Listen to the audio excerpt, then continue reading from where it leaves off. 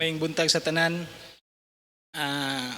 Hangyo ang tanan sa pagtindog, no? Atong sugdan ato ang Sunday School, pinagis pagampo. Heavenly Father, thank you for your faithfulness. Thank you for your provisions, for your unwavering love nga nagdala namo for the whole year, no, 2024. You have blessed our life. You have given us health and countless mercies nga gabago every morning. Lord, salamat kayo sa katuigan, Lord. And as we stand at the threshold of this new year's, Lord, we surrender the days ahead of you. No? Lead us according to your perfect will and help us to walk faithfully in your ways. Lord, as we start our Sunday school, open our hearts, Lord, that we may learn deeply in your word. This we ask in Jesus' name. Amen. Pwede na makalingkod. So mayong buntag sa tanan, katapusang Sunday sa 2024, no?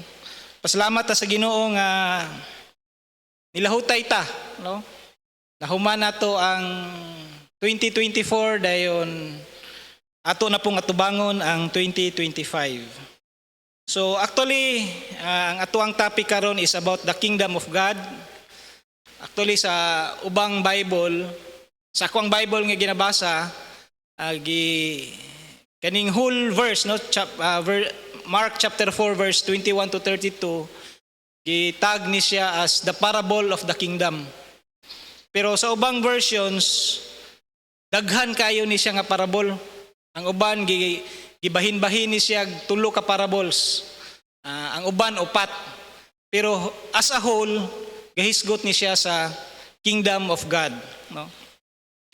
Actually, kuan ni siya, sumpay ni siya atong last 2 Sundays. Sumpay ni siya atong the parable of the sower, no? Katong parable of the sower, naghisgot to siya actually sa Mark chapter 4 verse 13, gihisgotan ni Jesus Christ diri. Ato lang kaon, sandali Mark chapter 4 verse 13, gihisgotan diri niana si Jesus Christ. Verse 13, niana siya. And he said unto them, know ye not this parable? And how then will ye know all parables? So, paghisgot niya sa parable of the sower, kani mo kong parable mura siya pasumbingay, no? Sa tuwa pasumbingay. Ug gingnan niya ang mga kuan kay galisod man sila sabot. Ang parables mo gud usahay lisod sabton. Ang parable of the sower, isa sa mga parables ni Jesus Christ nga ihag yung thoroughly explain. So, paghatag niya sa parable, wala kasabot ang naminaw siya, pilang mga disciples. Muna niya na siya, know ye not this parable? How then will ye know all parables? So, pag-explain ni Jesus Christ, natay mga tips. Paghubad ay nato sa mga pasumbingay ni Jesus Christ, makakuha ta og lesson ani niya. Ug isa sa lesson nato na nakuha last 2 Sundays ago is ang parable ni Jesus Christ. Kasagara naghisgot yun na siya og the kingdom of God, no? Related siya sa kingdom of God, related siya sa kang Jesus, related siya sa gospel, og tanang elements sa iyang parables nanay corresponding reality, no? Nay corresponding reality. So after siya naghisgot sa parable of the sower, mao na ni karon ato ipadayon kadjet lang. So these parables come after the parable of the sower, no? Continuing Jesus teaching about the kingdom of God, no? So the purpose is to reveal three truths about the kingdom of God, no? It is the nature of light, nature as light, its process of growth, and its unstoppable power. So munay title nato dira karon sa atong topic, the kingdom of God, light, growth, and power. So sugdan nato sa verse 21, no? Basahon nato ang Mark chapter 4 verse 21. Yan na siya diri. And he said unto them, is a candle brought to be put under a bushel or under bed, and not to be set on candlestick, no? For there is nothing hid which shall not be manifested, neither was anything kept secret, but that it should come abroad. If any man have ears to hear, let him hear. Kaning phrase, if any man has ears, let him hear, ato na ning naagian sa atong parable of the sower. Og dili tanang tao na ay ear to hear, no? Kaya nga naman, because they were spiritually, they have spiritual issues with God, no? Their hearts were darkened because they rejected what God has revealed to them. Og munang ang further revelations, dili na sila makasabot. So muna ang point ni Jesus Christ sa parable, isa sa atong nakatunan before is God uses parable to reveal the rebellion of the Jews. No? Kay daghan na kayo'y gipadayag through the prophets pero wala sila kasabot kay wa nila gidawat ang message sa Ginoo. So the basic idea of this parable, gitawag ni siya parable of the lamp or parable of the light, no? Dili daw ni angayan itago, no? It's not supposed to be hidden, no? It is supposed to be on display, no? I-display siya dili tungod kay makita nimo ang lamp, kundi makakita ka sa imong palibot through the lamp. May message aning parable niya. So everything else, you can see everything else by the lamp, no? Muna ipagawas gyud nimong lamp. Og sa kuha ni Mark, sa gospel ni Mark, ang direction ni Mark sa pag-display sa gospel is there are things temporarily kept secret pero eventually they will be permanently revealed. Unsa man na siya? Actually mao na siya ang kingdom of God, no?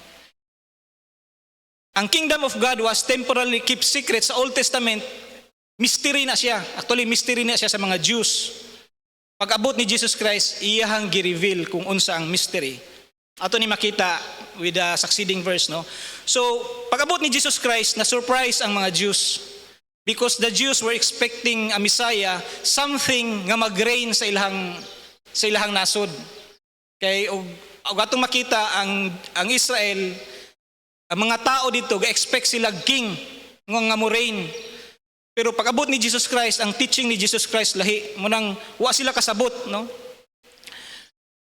Na-surprise sila when they found out the true nature of the kingdom, no? Unsa man ang nature sa kingdom nga gipadayag ni Jesus Christ. It was access through the death of a Messiah. Through the atoning of his death para kita diha mubutang atong pagtuo ug diha pud ta maluwas, no? Muna yung message ni Jesus Christ. So niabot ka sa spiritual kingdom tungod kang Jesus Christ ug ang earthly kingdom is set up in the future. Ug mo na secret nga gi-reveal ni Jesus Christ. Makita nato sa ug mo backtrack ta sa Mark chapter 4 verse 11, niya na siya diri.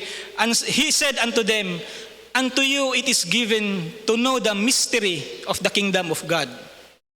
But unto them that are without, all these things are done in parables. So naaday mystery. Actually, ang mystery of the kingdom of God, sa panahon sa Jews, sa Old Testament, mystery ang kingdom of God. Pero niya na siya diri, unto you, it is given to know the mystery of the kingdom of God.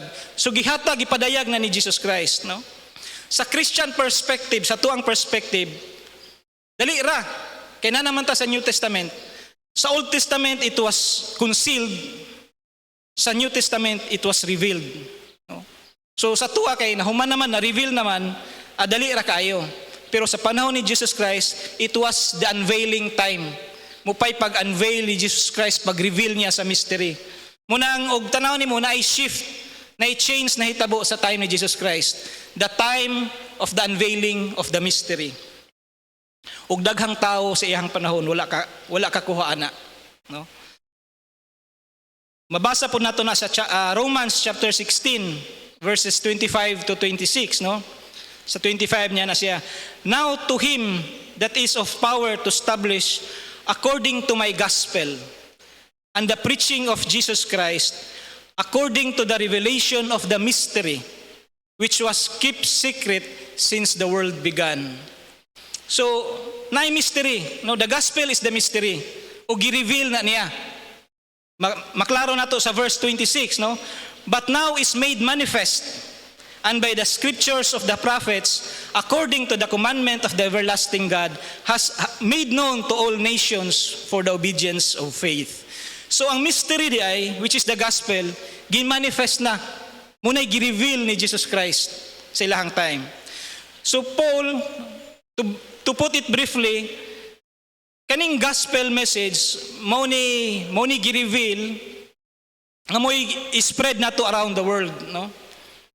Mo ni mystery hidden before sa Old Testament ug karon gi-revealed na through the works of Jesus Christ in person.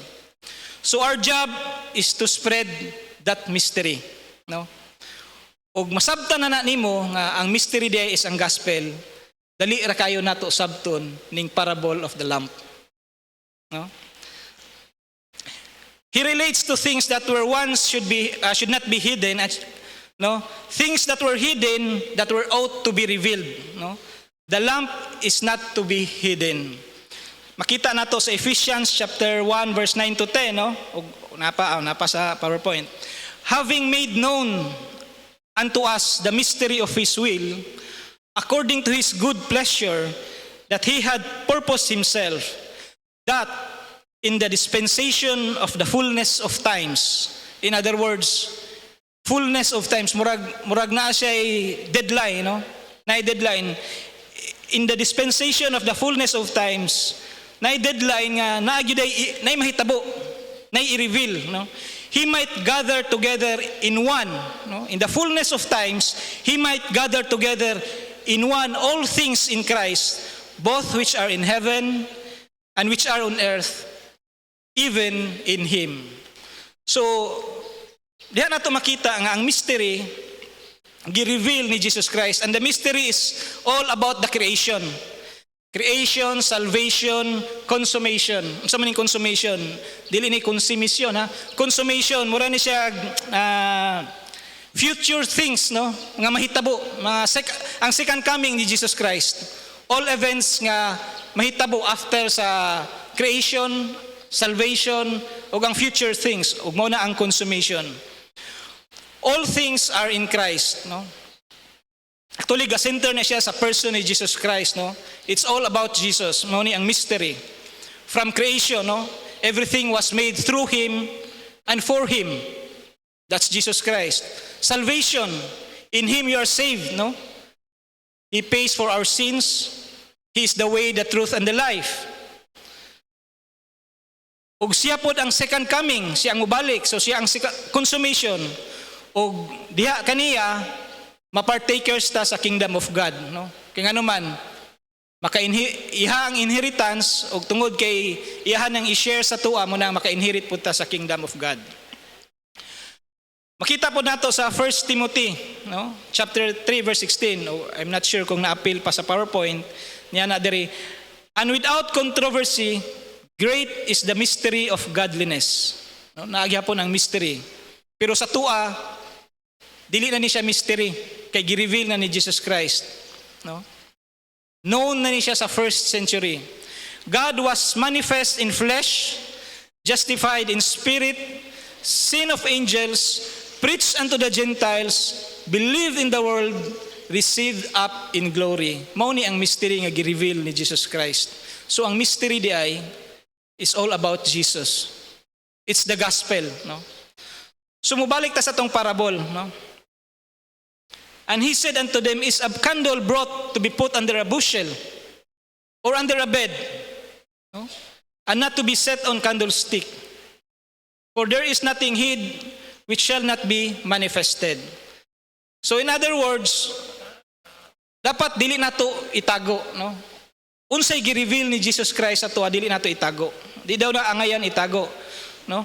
Neither was anything kept secret, but that it should come abroad. So ipadayag yun ay, no? So sa panahon ni Jesus Christ, there's a change of tide. Kaya kung sa Old Testament gi-conceal na siya, pag-abot ni Jesus Christ, ihang gi-reveal ang mystery, no? So sa mga Jews manggod, nagtuo sila nga ang mabot nga Messiah mag-rule. Pero ipakita ni Jesus Christ nga ang Son of Man must be rejected, mamatay ug mabanhaw. No? Ug wa na masabtan sa mga Jews sa una.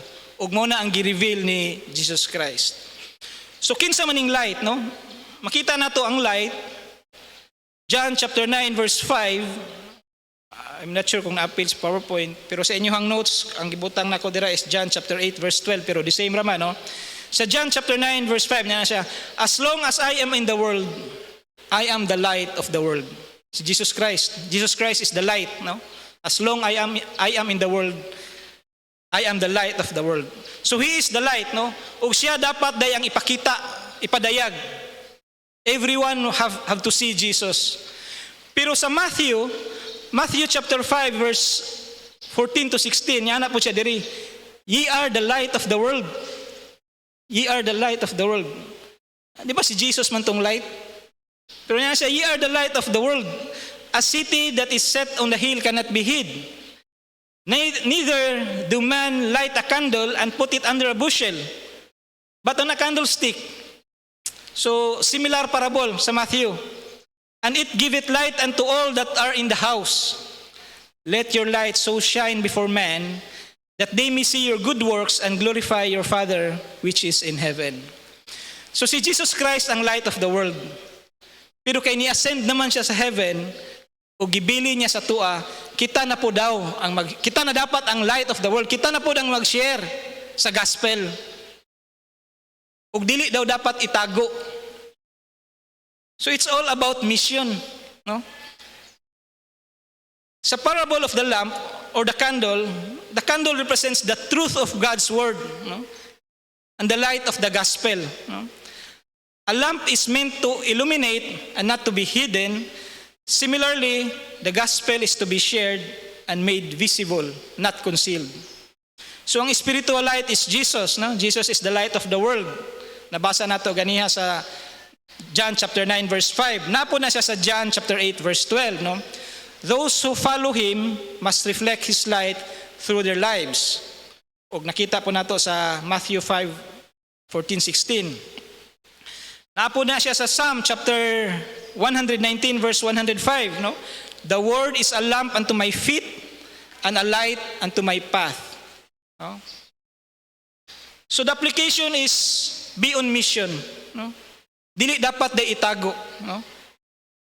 Even nga gi-hide na siya sa Old Testament, pag abot ni Jesus Christ, iyahan na nang gi-reveal.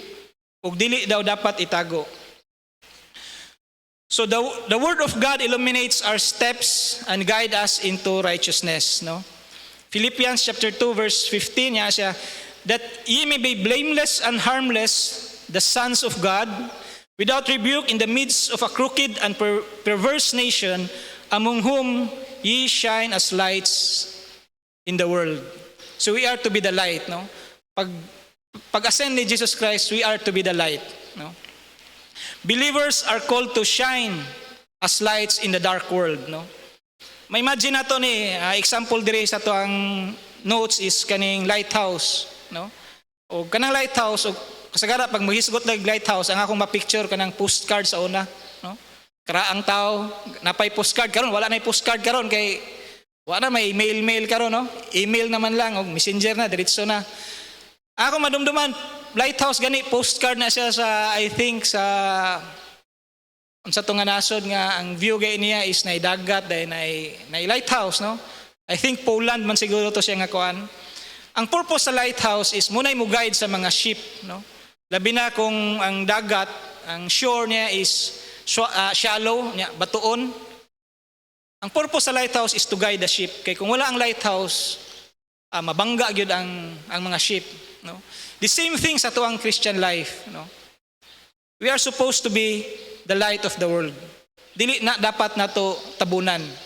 Dili nato tabunan ang gospel. Dili nato itago ang gospel, no? So inana.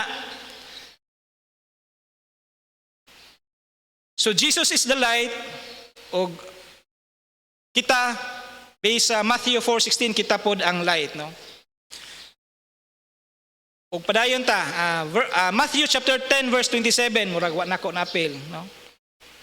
Wa nako ma-appeal dira sa presentation og kuan, pero additional points na lang ni siya. Siya, what I tell you in darkness that ye speak in light, and what you hear in the ear, that preach ye upon the housetops, no? Yan na siya diri.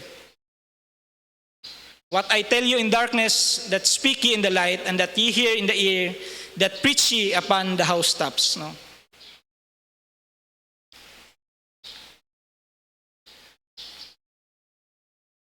Ang pasabotan ni is i-reveal nato unsay nadungga nato that ye speak in the light, ye hear in the ear, preach upon the housetops. Meaning kung unsa ang atong nadunggan, dapat ato nang i-broadcast housetops. Dili dapat nato itago, no? Usahay pagmingon man gud tag be the light, kasagara ang mo sulod sa atong una is do good things. Pagbinuutan para makita sa mga tao ang goodness sa Ginoo sa imuha. Kasagara ana gyud na, no? Pag mingkag be the light, magbinuutan ta, do good things. Pero that is half of it lang. Tunga ra na siya. Pag mingkag preach the gospel, dili gyud na ingon nga dili ka mustorya. Doing good things is one thing, is an example. Pero kinahanglan imo gyud nang i-proclaim, no? Kay words mo na ang gospel. So dapat imo gyud nang i-istorya. Imo nang i-istorya sa imong amigos, sa imong family, sa imong co-workers. Preach the gospel, no? No? Dili lang kay magbinutan ta, kung dili isangyaw, no? That is preaching the gospel, no? Sa verse 24, balik ta sa tong verse, no? Mark chapter 4, verse 24. And he said unto them, take heed what you hear. With that measure ye meet, it shall be measured to you. And unto you that hear shall more be given. Actually, sa ubang version, gi-consider gihapon ning parabol, no? I-consider ni siya parabol kay ang parabol lagi pasumbingay, lisod sabton, no? Unsa may pasabot ani yang giingon nga, and he said unto them, take heed what you hear. With what measure you meet, it shall be measured to you. And unto you that hear, more shall be given. Ang pasabot gyud ani is we are accountable of what we hear, no? Bantay daw kung sa imong nadunggan og unsa ka bugat, no? Unsa ka bugaton, ug nakadungog ka sa gospel, unsa imong response ana? Imo ra ba nang gi-take it lightly? For example, karon nag-preach tag Sunday school, daghan kay sa una nag-preach kog mga characteristics of a Christian. Daghan kayong lesson nga angay natong ikinabuhi, pero nituhop ba to sa imong hunahuna or paghuman sa Sunday school wala na to, nalimtan na to? Kung atong i-enumerate unsa ang mga characteristics of a Christian, maka-enumerate ba ta? Kung dili ka ka-enumerate, then you're not taking it heavily, ang word of God. You're taking it lightly.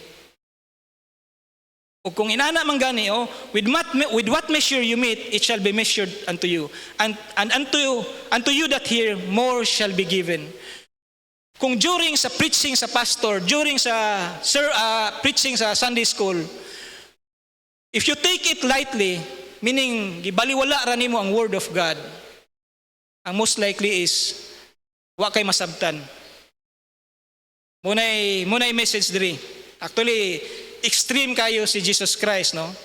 Kay kung mayon ka gi-take it heavy na nimo, dili lang intellectually, kung dili imo nang gipuyo, munay giingon niya, unto you that hear, more shall be given.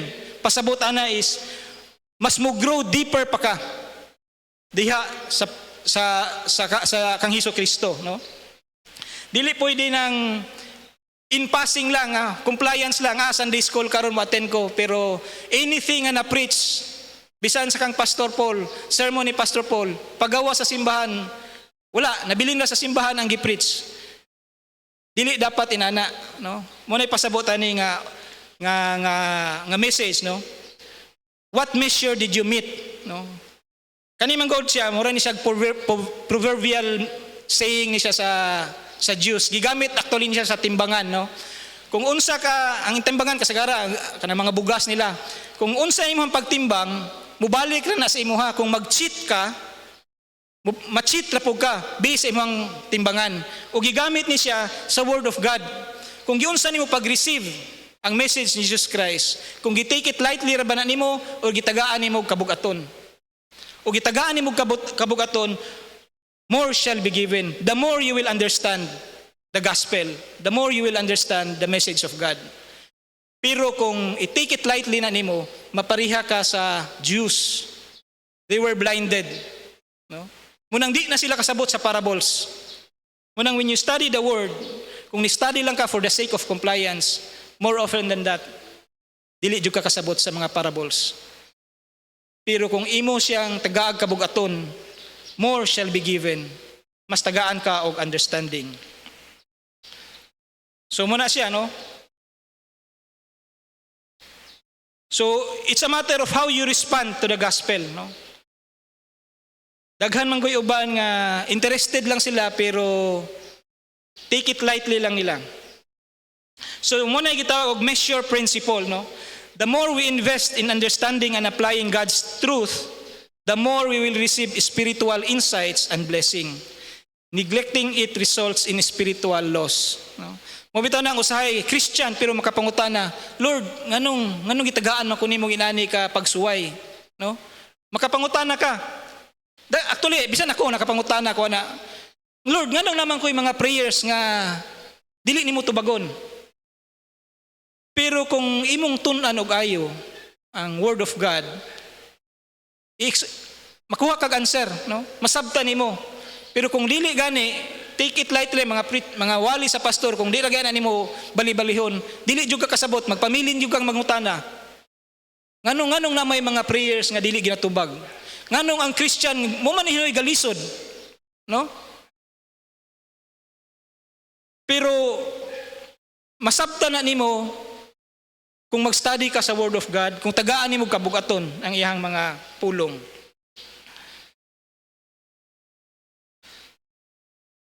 So, parable of the growing seed, no? Adto na ta sa verse 26 ug 29, no?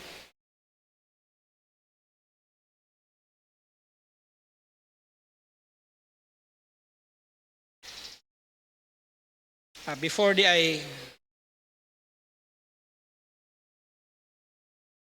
ang pasabot ra gyud ani is usahay pod kung mag-present ka gospel, I think mao na ni siya nga topic, no?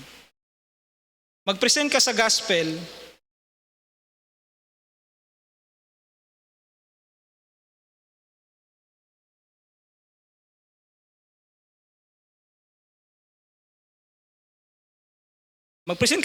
sa ubang tao, labi na unbeliever, dili sila kasabot. Dili nila ma-appreciate ang gospel. Ang example ani is kana bitawng sa kuha lang ha. Kung pagtrabaho nako, wala jud ko nang ambisyon nga makasakyanan. Wala ko nang ambisyon makasakyanan kay ngano, mo na ko nga in the first place ako ang perspective sa una is dili man gud ko dato, di ko ka-afford. So wala jud ko nang ambisyon og sakyanan. Pero daghan kayo sa moang company free ang sakyanan at that time, free. Daghan kayo mag-ilog kung sa moa isa ka sakyanan ilugan na sa mga empleyado. Pero ako di jud ko makikilog kay di ko ganahan ba. Kung nganong magsakyan naman ako, di mo ko ka-afford sakyanan. Pero free. So ako rang kauban mag-ilog, so ako'y labot, murag nako'y peace of mind at that time kaya bahala mo diya mag-ilog usay magkuan pa sila, mag-schedule sila, no? Pero here comes nga napugos jud ko kay nag-reorg then to the point nga mapugos jud ko drive ng sakyanan. Kay gi-assign ko lagyo nga mga sites nya gitagaan ang gyud kog sakyanan. So before, wa na ko na-appreciate nga nindot man day ning mag-drive. Kay mo lagi ang akong mindset nga di magyapon ko makasakyanan. Here comes nga napugos ko, gitagaan gisyuhan ko. Nindot man day mag-drive. So dito na ako na-appreciate nga pag-drive na ko, murag maka-addict, no? Maka-addict na yung mag-drive. Usahay man ata nga okay ra kog hinay mo dagan nga sakyanan oy. Pero in actual day ubertikan ka, ano kay lami gid kusog ang sakyanan, no? So same thing na siya sa gospel. Usahay mag-preach ka sa unbeliever. Mana ka mohatag ka sa imong experience unsa kanindot ang naa diha sa Ginoo, dili na nila ma-appreciate. Unya ra na nila ma-appreciate once they accept Jesus Christ. Mara ba nga pag-experience nila diha kang Jesus Christ, mo sila nindot no na gyud ay peace of mind. Then wala ka, now you know, no? So inana ang pag-preach sa gospel. So munang tagaan atog kabugaton, no? Kay dili lang kita supposedly ang mag-experience sa kanindot sa kinabuhi diha sa Ginoo. So inana. So kato side note lang to siya, no? So adto ta sa kuan. Verse number 26, yan na siya diri. And he said, so is the kingdom of God. No? Kanilahi na po nga parable. So is the kingdom of God, and if a man should cast seed into the ground, no? Actually, analogy ni siya kay, ug tanaw nimo sa previous text, katong parable of the sower, mo magyapon, no? Farming analogy. And he said, so is the kingdom of God, as if a man should cast seed into the ground, and should sleep, and rise night and day, and the seed should spring and grow up, he knoweth not how. For the earth bring forth fruit of herself, first the blade, and then the ear, after that the full corn in the ear. But when the fruit is brought forth, immediately he put it in the sickle, because the harvest is come. So sa lesson nato sa atong parable of the sower, ang mga elements na gina siya corresponding equivalents, no, in real life, no. Diri na tay nakita nga sickle, harvest, napod ang ground, no. Na diri ang sower ngo nga pagkahuman daw niya agso, natulog, no. He should sleep, no, natulog ra siya. Pero og tanaw nimo ang parable exaggerated ni siya usahay. Later makita nato kung emphasis sa exaggeration. Nakita nato diri nga murabag ang nagsow, igor gyud siya nagsow. No, paghuman natulog ra din siya. Paghuman ni-grow ra iyaha ang seed, no. Makita nato diri sa lesson nga atong nailha na katunan sa parable of the sower represents God and the believers, no. It represents who proclaim God's words. So kita, mga evangelist, mga believers. Ug ang seed is the word of God. No? So diri na to makita nga ang farmer igor gyud siya gaso. So mura siya og evangelistic approach, no? Ug ang seed igor po ni grow ra pagyaha. Consistent na siya sa mga parables ni Jesus Christ, no? Pero usahay sa tuwa, usay labi na kung deep-rooted Christian na ka, usay mo criticize pagyud ta, no? Manata nga nganong inana man siya way mag-evangelize. Ang uban gani mag street preaching, ang uban mo sakay pa sa mga bus. That is evangelism. Then manata nga usay mo criticize ta. Nganong inana man dili man na effective. Na mabot na sa tuwa. Wa may naminaw gyapon na nila dira sa merkado, pero nganong ga-preach man sila. Pero actually pasagdi, no? Kung na kay mas effective way, then do it. Pero kung wala, pasagdi. Mao na yung message diri, no? Do not make the mistake of blaming the seed or the sower for the soil's issue. Point is, pag preach nimo sa gospel, ingon diri natulog. Natulog ang farmer. Dili siya ang cause nga ni-grow ang seed. Makakuha tag laing verse later. Pero ang point diri is, preach lang ka. Aha ka, paminaw nimo effective ka mag-preach. Street preaching, mag-bus to bus, house to house, or mag-Bible study. Preach. Let the soil do its work. Depende na karon kung ug atong kanon ang parable of the sower. Gisabuag ra niya ang seed ug ang growth sa seed gadepende sa heart sa nag-receive adto. So dili nato obligasyon nga pugson nga mo grow ang usa ka tawo. Obligasyon ra nato is to preach the gospel, no? Dili ta dapat mag-worry kung mo grow ba na siya or dili, no? Kay naay ubang actually isa pug ko, no? Dugay na ko giibanghelyuhan ni Pastor J.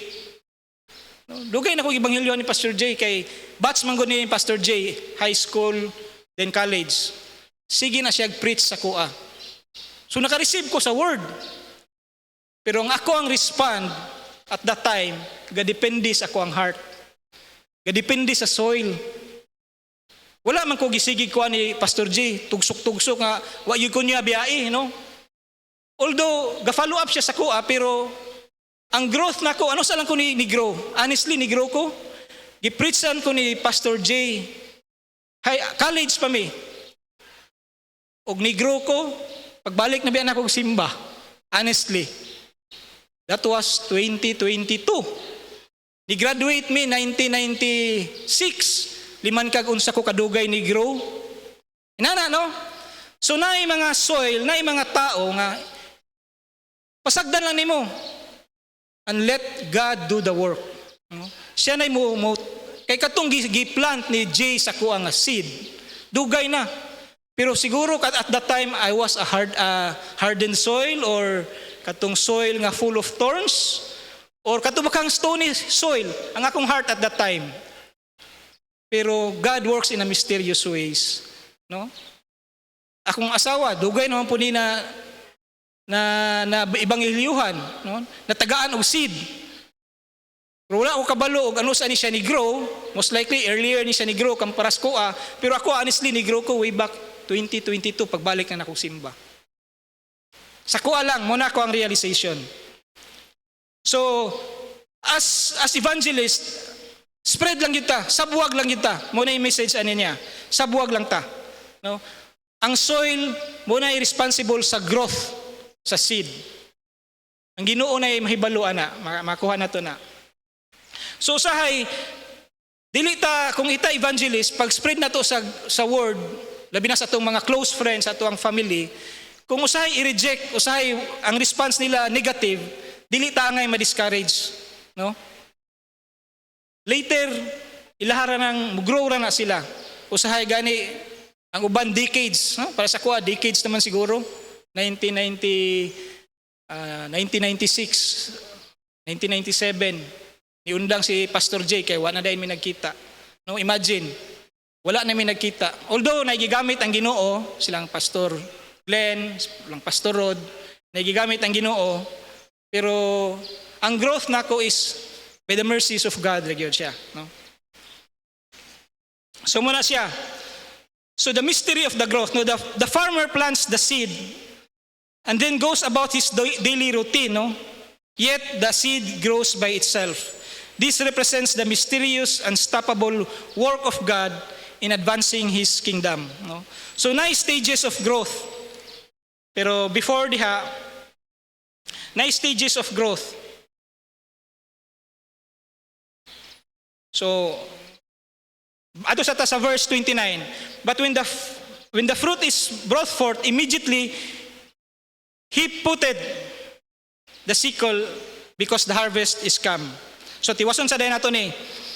Nabadi ang 1 Corinthians, wala na ako nakuan, no. Wala na ako nabutang 1 Corinthians, 1 Corinthians, no. Mo ni point ani, no. Sa 1 Corinthians chapter 3 verse 6 to 7 yan na siya dire. I have planted, Apollos watered, but God gave the increase.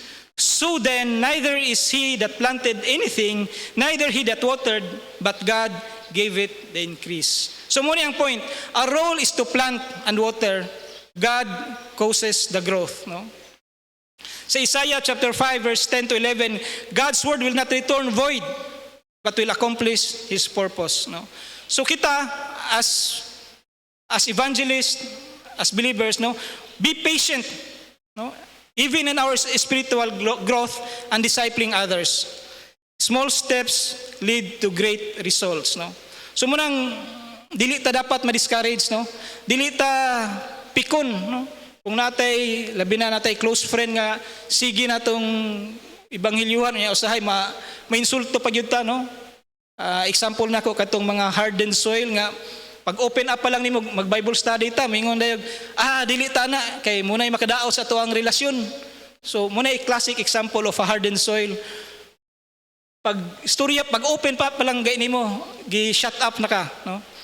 Pero padayon lang gyapon tag pray, no? Padayon lang gyapon tag sow, no? Remember, our job is to faithfully sow the seed, no? Trust God to bring the increase in His perfect timing. Mabutra ang time. Sa kuha, usahay kuan ko katong siguro mga 2000 nagsimba naman ko adto, pero makonsider na ko ang akong heart is a kind of soil nga naay weeds o thorns, no? Og nakadumdum mo sa ato ang Sunday school 2 Sundays ago, wala ka grow, no? The fruit was choked because of the deceitfulness of richness, no? The cares of the world, the lust of other things. Og ma-remember ninyo, no? Cares of the world, mga pagpaningkamot na to kay unsay atong kaunon dapat natay security ana, lust of richness, sig paningkamot magpadato, no? Kay mao lagi puhon inig-retire na ikuan, og lust of other things. Wala ka serve sa ministry, wala pata nga daghan kita rason, no? Bisag kuan lang, lust of other things, not necessarily evil, pero mo ini-consume sa tuang time to the point nga dili ta ka serve sa ministry. So adto ta sa harvest, no? Sa harvest, no? Verse 29. But when the fruit is brought forth, immediately he put in the sickle because the harvest has come. So actually kaning harvest diri is makita nato sa gitawag po nig parable of the wheat and tares, no, sa Matthew chapter 13 verse 24 to 30. Actually sa verse 37 giingon diri, he answered and said unto them, he that soweth the good seed is the Son of Man. The field is the world. The good seed are the children of the kingdom, but the tares are the children of the wicked one. The enemy that soweth them is the devil, no? So sa parable of the sower, makita gyud nato nga every element na agi corresponding kuan pod reality, no? The harvest is the end of the world. So may ang gibutan diri, the harvest is the end of the world, and the reapers are the angels. So the harvest is the end of the world. So it implies that it is the end of age, no? So dali ra kay namay tubag ang kuan, ang Bible, no? So the harvest represents the culmination of God's work both in individual lives and in the world. So mo nato nabasa, naapo na siya sa Revelation chapter 14 verse 15. So padayon ta sa verse 30, no? So napatay time. And he said, whereunto shall we liken the kingdom of God, no? Or with what comparison shall we compare it, no? Diri na to, madumduman na to nga ang parable, comparison ni siya, no? Mura siya analogy ba? Comparison ni siya sa unknown stuff to unexisting stuff. So parallel truth ni siya kay si Jesus Christ gahimo siya parable kay maulagi ang mga Jews at that time wala kasabot unsa ng kingdom. Nagtuo gid sila nga nay hari nga moy mo reign sa Israel. So gahimo si Jesus Christ og analogy, no? Og wa ni masabtan sa mga Jews mo nang si Jesus Christ iyang gitry og confront ang ilahang bad expectations nga mauni ang kingdom, no? Verse 31 yan na siya diri. It is like a grain of a mustard seed, which when it is sown in the earth is less than all the seeds that be in the earth. But when it is sown, it groweth up and becometh greater than all herbs, and suited out great branches, so that the fowls of the air may lodge under the shadow of it. Actually controversial ni siya nga parable, no? Daghan kayo interpretations ani kay di na lang nato hisgutan ang controversy.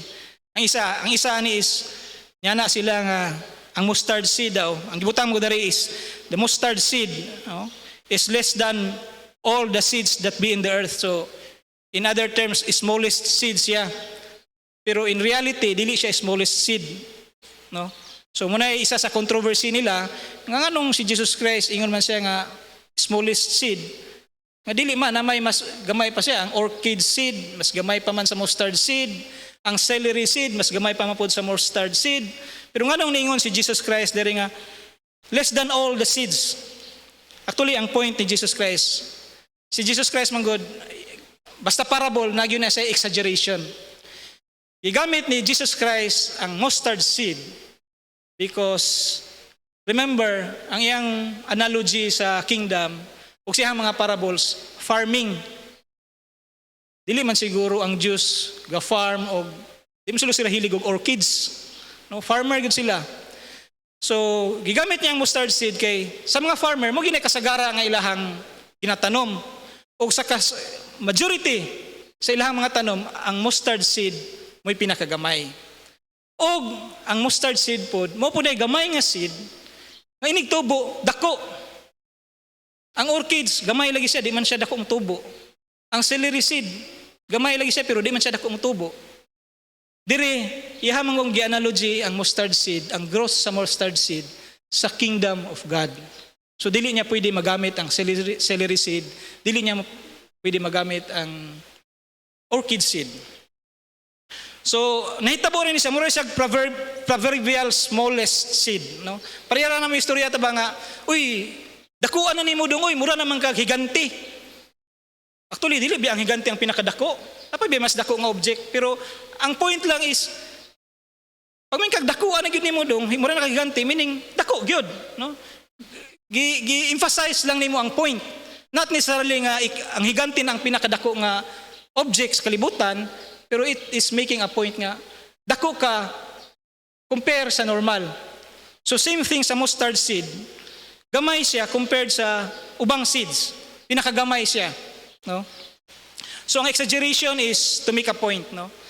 Same thing sa makita nato diri sa Luke chapter 17 verse 6. Niya na siya. And the Lord said, if ye had faith as a grain of mustard seed, ye might say unto this sycamore tree, be thou plucked up by the root, and be thou planted in the sea, and it should obey you. So, gigamit niya ang kagamay sa mustard seed as a proverbial thing, no? Para lang ma-emphasize ang point. No?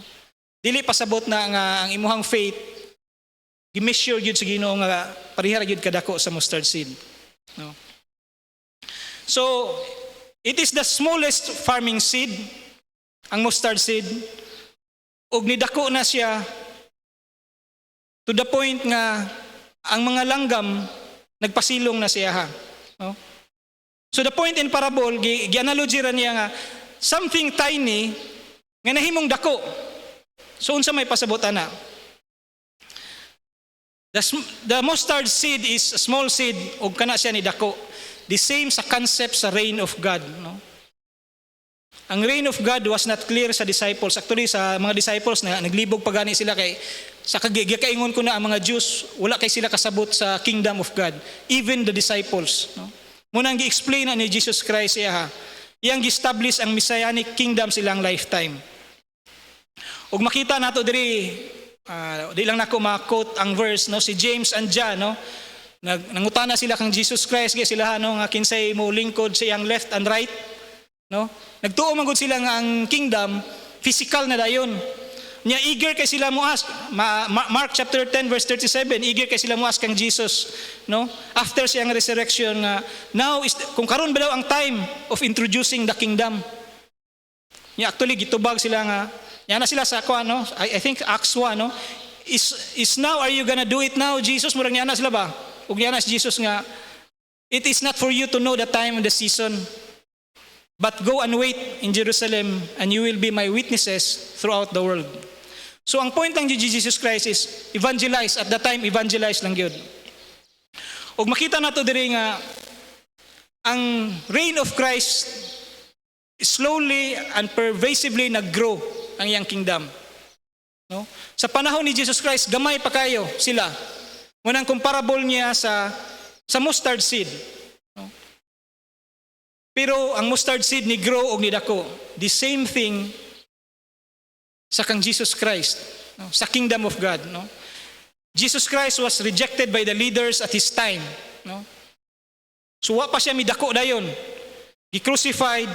After siyang resurrection, didto ni grow. Ug hangtod karon, makita nato worldwide ang kingdom of God. Compared sa iyang humble beginnings nga nasa Jerusalem. So, actually, ang pagparable ni Jesus Christ about the mustard seed, mura po siya prophetic statement, no? Prophetic statement sa iyang future kingdom. Yeah, multiple times gahisgot na siya sa Misaya ug hangtod nga appeal Gentiles tibok kalibutan ni tuo na diha sa God of Israel. Sa tuwa murag di kay ta bugat kay sa tuwa murag ana ra ta muyango ra ta, no? Murag dili ra kayo big deal because we are living sa fulfillment sa prophecy. Pero imagine kung ikaw Jew at that time, mingon si Jesus Christ nga ang ihang kingdom mo dako ug appeal Gentiles tibok kalibutan muyukbo siya. Ug ikaw Jews, di ka mangyamid. Makapangyamid ka. Ha? Mugay ilang gilansang kayo claiming to be God, no? So gipalansang kay nila. So inana, no? Pero sa tuwa, murag di na kayo big deal. Kaya nga naman, fulfilled naman ang prophecy. I-fulfill naman ni Jesus Christ. So murarabag imong anak ba, mingon nga, ma, mutap ko sa board. Ugwa pa na siya katap. Murapag, tinuod ka, murag di pa kakatuo. Pero gasigi na nagtap imong anak, dili na kay big deal sa imo, murabag norm na dayon nimo, no? So inana, so muna siya ang parable of the mustard seed, no? It's although gamay siya, it grows into a large plant, no? It represents the kingdom of God which starts small but grows to encompass all nations and all peoples, no? Ug ang great tree, actually napod ni controversy din na lang to hisgutan kay wa nay oras. Ang great tree symbolizes the influence of the reach of the kingdom of God. Sa gikaingon ko na tanang element sa parable na ay corresponding reality. Sa parable of the sower, kuha na lang ni siya, teaser, no? Kamu na lay research po dani. Sa parable of the sower, ang fowl, ang bird, represents kang Satan. Diba?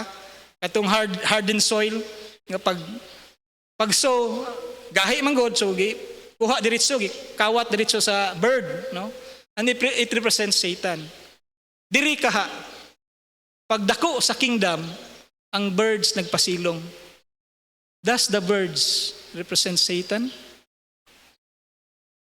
So muna ay controversy, no? Kay controversy siya in the sense daghan kayong commentaries, pero di na lang ito hisgutan na ito na some other time. Pero ang message diri is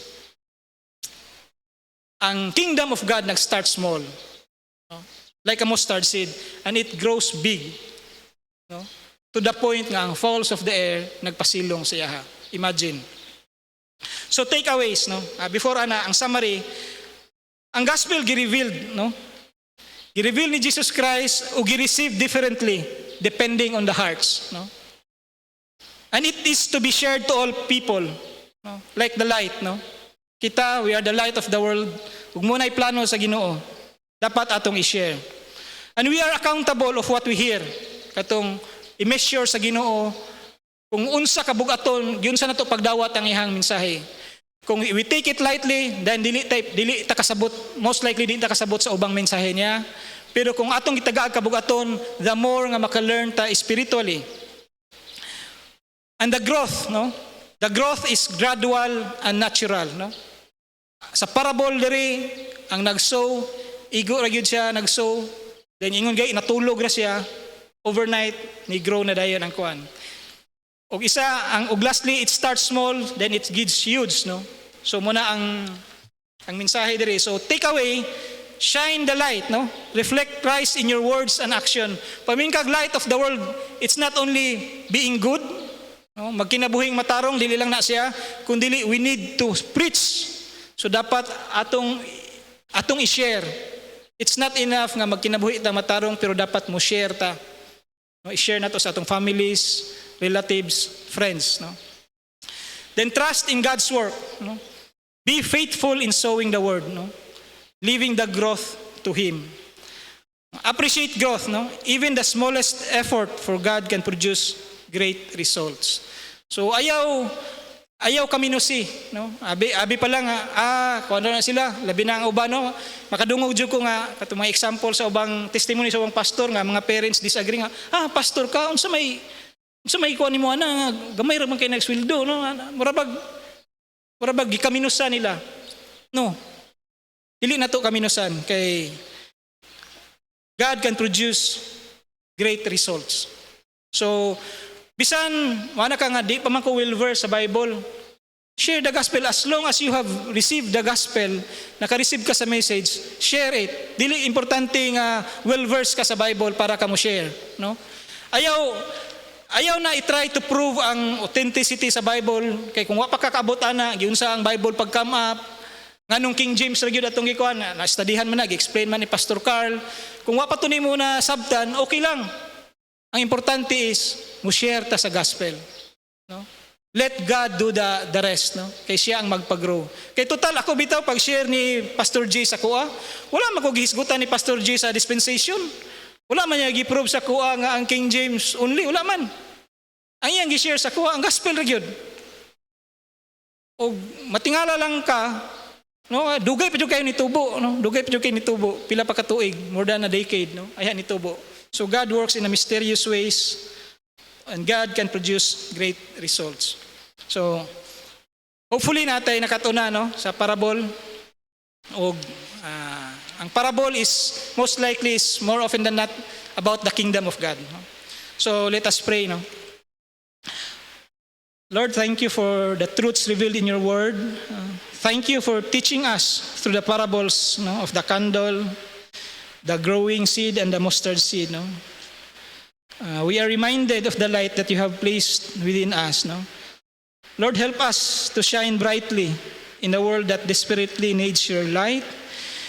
Give us the courage to share the gospel boldly and faithfully, sow the seeds of your truth.